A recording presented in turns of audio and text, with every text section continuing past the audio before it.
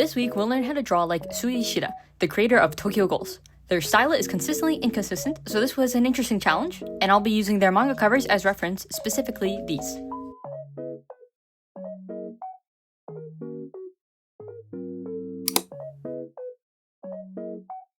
As usual, whenever I do an art style study, it's important to keep in mind what you want to focus on. So in my case, I really liked the messy painterly look, so I focus on that on top of everything else.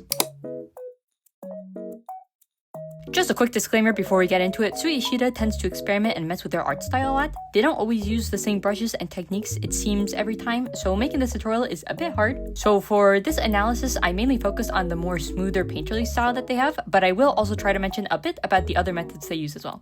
In terms of proportions, they seem to use somewhat typical anime proportions. You can divide the head about 4 to 5 times if you take the space between the bottom of the eye and the eyebrow. The eyes are a bit big, so the space between the eyes is only half an eye with a bit of space between the edge of the face. Interestingly, the nose doesn't follow the typical anime dot all the time. Sometimes it does, but not all the times. Sometimes they carve out the nose a little bit more, give it more definition, and in the front view, they'll often include the nostrils of the nose. The hands can be a bit big, and sometimes they draw them in the typical smooth anime style, and sometimes they draw them to look a lot more realistic. In terms of the eyes, they do change them around, but a common style they use is a simple rounded almond eye with a thick top part and a thin bottom part. Female characters will often have eyelashes as well.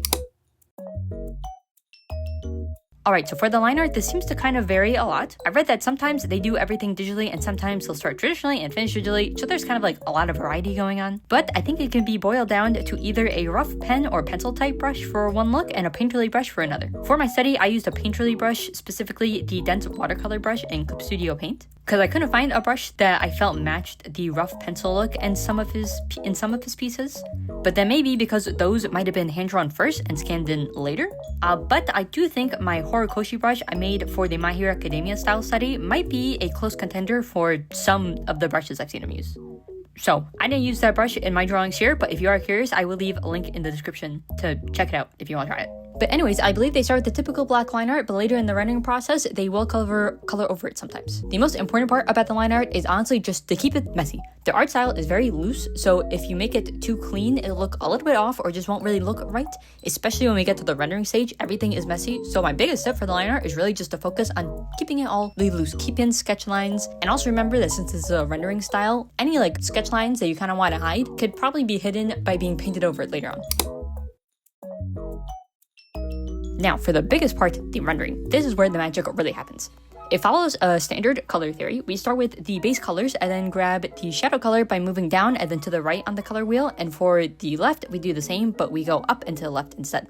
Each time you want a lighter or darker color, just repeat the process over and over and over again. You can also slightly adjust the hue for a bit of a more colorful look.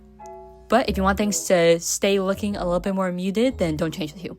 Some parts use a more smooth brush and others will use brushes with texture. I don't believe there's a pattern necessarily, it's just where he thinks having smooth strokes and texture strokes will look good. I used the dense watercolor brush for the line art and rendering, but I also used a bunch of random textured brushes as well. For the textured brushes, I just recommend messing with your program and decide which texture brushes you like the most. That's what I did. I just went through Clip Studio Paint and just tried out a bunch of brushes until I felt like it just kind of fit the vibe at the moment.